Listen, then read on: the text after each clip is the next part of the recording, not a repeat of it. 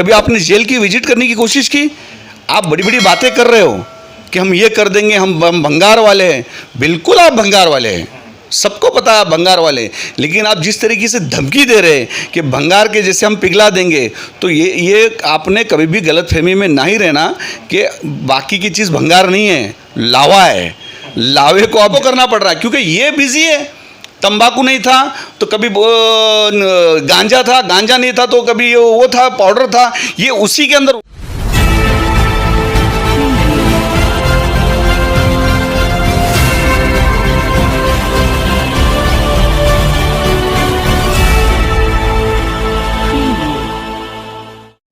Millennium का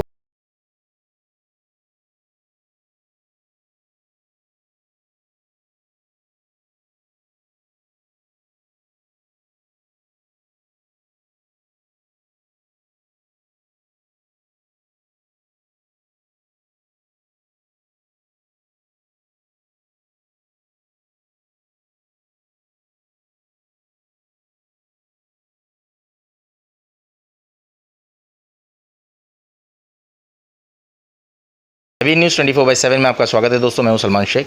दोस्तों आज हम आए हैं हाजी अरफात जी के ऑफिस में और मुद्दा कुछ इस तरीके से है जो एनसीबी और एनसीपी की लड़ाई चल रही है, उस बारे में सर जानना था। स्वागत है आपका IBN न्यूज़ 24/7 में। सर सवाल ऐसा है कि अभी जो आज का नवाब मलिक साहब का एक बयान आया है कि मैं भंगार वाला हूँ एंड मैं सबके नटबोल जो है टाइट करूँगा, मतलब इनडायरेक्टली वो जो है बीजेपी के ऊपर जो है आरोप लगा रहे हैं।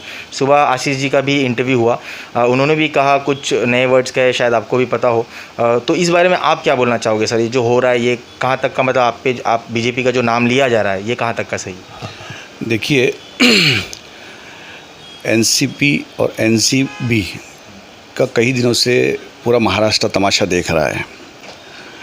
एक महाराष्ट्र के अंदर एक ऐसा जीन आया है जिसको सारी खबर पहले ही हो जाती है। पुलिस को खबर बाद में होती है, कोर्ट को खबर बाद में होती है, डिपार्टमेंट को खबर बाद में होती है, पर नवाब मलिक के पास सारी खबरें पहले पहुंच जाती है। बड़ा तेज़ नेटवर्क है उनका, बड़े बड़े अच्छे अच्छे जीन हैं उनके पास में, सारे सर्टिफिकेट्स उनको मिल जाते हैं। कोई भी चीज़ की अगर जानकारी हो तो उनके पास पहले ही आ जाती है। मैं उस नवाब मलिक से कहूँगा कि आप अल्पसंख्यक समाज के मंत्री हो, आपको अल्पसंख्यक समाज के हित के लिए मंत्री पे उस पद पे लाया गया है। कई मस्जिदें, कई मदरसे, कई दरगाहों की कई जो समस्या है अल्पसंख्यक ख़ास तौर पर मुसलमानों की, आप उसके ऊपर तो बोलते नहीं हो। आपने आज तक के अल्पसंख्यक समाज के हित में मौलाना आज़ाद कमेटी बंद पड़ी हुई है, आपने उसके ऊपर कुछ नहीं ध्यान दिया। माइनॉरिटी कमीशन बंद पड़ा हुआ है, आपने उस पर ध्यान नहीं दिया। वक्फ बोर्ड बंद का पूरा भंटा ढार हो गया है, उसके ऊपर आप कुछ बोल नहीं रहे। मुमरा की ज़मीन खुद आपने 30 साल की लीज़ के ऊपर दे दी, ना कैबिनेट का परमिशन आपने लिया, ना बोर्ड की परमिशन आपने ली। डिप्टी कलेक्टर बीड के अंदर वक्फ बोर्ड की ज़मीन बेचने के कारण वो अरेस्ट हो गए, डिप्टी कलेक्टर अरेस्ट हो रहे। उसके अंदर जैसे ही पता चला कि इन्होंने एक CEO और डिप्टी CEO अपॉइंट किया, जबकि घटना में कहीं पे भी रिटायर ऑफिसर वक्फ बोर्ड का CEO हो नहीं सकता, लेकिन इन्होंने खुद लेके आ गए अपने स्वार्थ के लिए। क्या स्वार्थ? मुसलमानों की ज़मीन बेचने के लिए। आज इतना बड़ा आरोप हम जब लगा रहे तो बोल के पूरा कॉन्फिडेंट हम बोल रहे हैं कि उसके अंदर तड़का फड़की में 5 रोज़ पहले उन्होंने पठान करके एक अधिकारी था जो डिप्टी कलेक्टर जो डिप्टी ऑफिसर उस पर बना था और नहीं बन सकता था, उसको उन्होंने तुरंत ट्रांसफ़र किया ताकि उसके ऊपर पर्दा आ जाए। तो ये सारी जो चीज़ आप जो कर रहे हैं, आपका दुख, आपका दर्द हम समझ रहे हैं। आपका दर्द क्या है? आपके दामाद के साथ जो हुआ और आपकी बात नहीं सुनी गई, आपकी सरकार रहते हुए नहीं सुने, इसीलिए आप एक अधिकारी के ऊपर बार बार उसकी पूरी फैमिली के ऊपर टारगेट कर रहे हैं। ये सारी चीज़ समझ में आ रही है। महाराष्ट्र की जनता बेवकूफ़ नहीं है। हम आपसे पूछना चाहेंगे, हम आपसे कहना चाहेंगे, अल्पसंख्यक समाज के बहुत सारे मुद्दे हैं। मेरा सवाल कुछ इस तरीके से है कि एक गरीब आदमी को पकड़ता है कोई, तो क्यों इतनी आप आवाज़ नहीं उठाते? एक अमीर को को पकड़ा तो पूरा महाराष्ट्र, पूरा देश के अंदर हंगामा हो गया। ऐसे कितने लोग जेल में बेकसूर अंदर फंसे हुए। आप अल्पसंख्यक मंत्री हो, उनके बारे में आपने कभी सोचा? एक कभी ऑर्डर निकाला? कभी आपने जेल की विजिट करने की कोशिश की? आप बड़ी बड़ी बातें कर रहे हो कि हम ये कर देंगे, हम भंगार वाले हैं। बिल्कुल आप भंगार वाले हैं, सबको पता है आप भंगार वाले, लेकिन आप जिस तरीके से धमकी दे रहे हैं कि भंगार के जैसे हम पिघला देंगे, तो ये आपने कभी भी गलतफहमी में ना ही रहना कि बाकी की चीज़ भंगार नहीं है, लावा है। लावे को आप जला नहीं सकते। आग जो जलती है ना, आग, ये यहाँ से आग जली हुई है, ये जो आग एक कौम की आग है। ये जो आग अंदर से जली कि हमारे कौम के बच्चों का मुस्तकबिल ख़राब हो रहा है। आज आप शिवाई नगर देखो, गवंडी देखो, मानपुर देखो, उनका खुद का इलाका देखो, मुमरा देखो, मालूनी देखो, बैंड्रा बैरामपाड़ा देखो, हर जगह हमारे कौम के बच्चे ड्रग्स के अंदर मुब्तला होते जा रहे हैं। उन माँ बाप से पूछो, आप जाके उन माँ बाप से पूछो जो बच्चा कॉलेज जा रहा है, 11-12 कर रहा है, बचपन से माँ बाप पढ़ा के उधर कॉलेज में भेज रहे हो, कॉलेज में जाने के बाद ये ड्रग्स माफिया उनके ऊपर हाथ मारते और उन बच्चों की मुस्तकबिल ख़राब करते, तो उन माँ बाप का क्या? ये सबसे बड़ा सवाल है। हमको कोई नवाब मलिक से दुश्मनी नहीं है, ना सबीर वानखड़े से कोई हमारी कोई ख़ास दोस्ती है, पर मेरे कौम की अगर बात होगी, ये मुद्दा कहाँ से कहाँ चला गया, उसकी नौकरी है नहीं है, उसका सर्टिफिकेट है, वो कोई हमको लेना देना नहीं है। वो अधिकारी की वो डिपार्टमेंट की इंक्वायरी है। अगर आप मंत्री हो, आप खुद सरकार हो, बार बार मीडिया में क्यों आ रहे हो? आप आदेश दे सकते हो, आप महाराष्ट्र के मुख्यमंत्री को बोल सकते हो, आपके मुख्यमंत्री अमित शाह जी से बात कर सकते हैं, सेंट्रल की एजेंसी से बात कर सकते हैं। वो सारी चीज़ होनी चाहिए ना कि इसका डिसाइड मीडिया करेगी क्या, या जनता इसका फैसला करेगी क्या? आप इस तरीके से करें। एक जो आरटीआई जो एक्टिविटीज़ जो करते हैं, उन तरीके का आप हरकत जो कर रहे हैं, और जो आप पर्सनल किसी की फैमिली को रास्ते पे लाके ये सारी चीज़ कर रहे हैं, तो ये सारी चीज़ें मुझे लगता है नवाब मलिक को शोभा नहीं देती। ये सारी चीज़ उन्होंने करना नहीं चाहिए। सर, एक सवाल हमारा आपसे रहेगा कि बीजेपी सरकार की तरफ से मतलब ये जो महंगाई जो अभी चरण पर है, पेट्रोल के भाव, डीजल के भाव कंटिन्यूसली बढ़ रहे, तो महाराष्ट्र सरकार क्या विरोध इस चीज़ पे नहीं कर सकती बीजेपी सरकार से, या जैसे प्रोटेस्ट नॉर्मली अगर सब चीज़ों के लिए निकाले जा रहे हैं, तो ये महंगाई के लिए सर कोई बातचीत नहीं हो पा रही? और आपके तरफ से मुंबई से कोई संदेश गया है सर बीजेपी सरकार के लिए, मतलब ऊपर प्रधानमंत्री जी को, कि भाई यहाँ पे जो है मुंबई के हाल बेहाल है, आपको कुछ महंगाई पे करना चाहिए? बिल्कुल, मैं महाराष्ट्र के अंदर 36 ज़िले का दौरा कर रहा हूँ। कल मैं सांगली, सातारा, कोल्हापुर जा रहा हूँ। इसके पहले मेरा औरंगाबाद का दौरा रहा।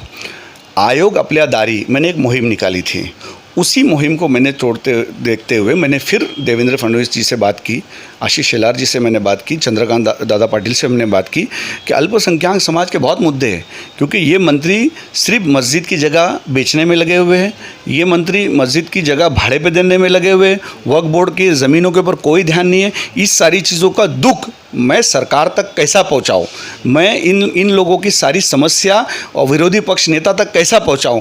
सेंटर के अंदर जो हमारी सरकार है, सेंटर के अंदर बहुत सारे हमारे स्कीम्स है, वो हमारे कौम तक पहुंचना चाहिए। केंद्रीय सरकार अल्पसंख्यक मंत्री मुख्तार अब्बास नकवी साहब के पास काफ़ी अच्छे फंड्स है, तो वो फंड्स महाराष्ट्र में कैसे आए, उसके ऊपर हम करें। कई बार मुख्तार अब्बास नकवी जी ने इनको पत्र लिखा कि मस्जिद के लिए, मदरसों के लिए, कब्रस्तानों के लिए आपको कुछ फंड्स चाहिए, डेवलपमेंट के लिए कुछ फंड्स चाहिए, बिजली लाइट लगाने के लिए आपको कुछ फंड्स चाहिए, रोड बनाने के लिए कब्रस्तानों में चाहिए, या वॉल कंपाउंड के लिए कुछ फंड्स चाहिए, तो आप बोलिए। अल्पसंख्यक समाज के जो बच्चे स्टूडेंट्स हैं, मौलाना आज़ाद के लिए कुछ आपको फंड्स चाहिए तो बोलिए, लेकिन इनका कोई रिप्लाई वहाँ जाता नहीं। क्यों? क्योंकि क्रेडिट भारतीय जनता पार्टी को मिलेगा, सेंटर का फंड आएगा। ये अपनी आपस की ठसन के अंदर, आपस की दोनों के अंदर कौम का नुकसान हो रहा है ये कहीं ना कहीं। इसीलिए मैं महाराष्ट्र के कोने कोने में जा रहा हूँ। नेता वोट मांगने जाता, ये हाजी अराफत शेख काम मांगने निकला है। कोई इलेक्शन नहीं है, कोई ऐसी महानगर पालिका होने दो या आमदार की, खासदार की, कोई इलेक्शन नहीं है, फिर भी मैं महाराष्ट्र का दौरा जा रहा हूँ। मुस्लिम समाज के बच्चों से मिल रहा हूँ, स्टूडेंट से मिल रहा हूँ, उनके फैमिली से मिल रहा हूँ, और वहाँ की उलमाओं से मिलकर उनकी समस्या लेकर, कुछ समस्या सेंटर की है तो तुरंत सेंटर के वहाँ पर रिमार्क करके पत्र भेज रहा हूँ, कुछ समस्या स्टेट की है तो स्टेट के कलेक्टर से वहाँ पर मैं मिल रहा हूँ। कई ऐसी चीज़ें, OBC के प्रश्न के ऊपर मैं बात कर रहा हूँ। ये सारी समस्या, काम इनके काम हमको करना पड़ रहा है, क्योंकि ये बिजी है। तंबाकू नहीं था तो कभी गांजा था, गांजा नहीं था तो कभी वो था, पाउडर था, ये उसी के अंदर उलझे हुए हैं। और रियल आज उन्होंने कहा कि भंगार वाले अप्रिशिएट है हमको। आज उन्होंने खुद अपने मुंह से कहा कि मैं भंगार वाला हूं। तो मैं शरद पवार जी से निवेदन करूंगा कि इनको भंगार का जो कोई कमेटी होती है, भंगार की जो मिनिस्ट्री होती है, उस पर ले जाइए। ये अल्पसंख्यक समाज के ऊपर इनको बोलने के लिए टाइम नहीं है। और अगर भोगस फूलपाट देने वाला तो भोगस फूलपाट से कोई भारतीय जनता पार्टी का कार्यकर्ता डरता नहीं है। इनको बोलने दो, इनका नेचर है। जिस आदमी का जो नेचर होता है उस नेचर से ही उतना में रहता है और उतने में ही, उतने दायरे के अंदर ही दिखता है। इसमें किस तरीके से ड्रग्स माफियाओं के ऊपर हम इनको पाबंदी लाएंगे, ड्रग्स माफिया को किस तरीके से हम रोकेंगे। एक तरफ ये पॉलिटिक्स चली गई और ड्रग्स माफियाओं का बहुत बड़ा फ़ायदा हो गया। अब ये शाहरुख खान के स्पीकर बन के बोल रहे थे या ड्रग्स माफिया के स्पीकर बन के बोल रहे थे, यही समझ में नहीं आया।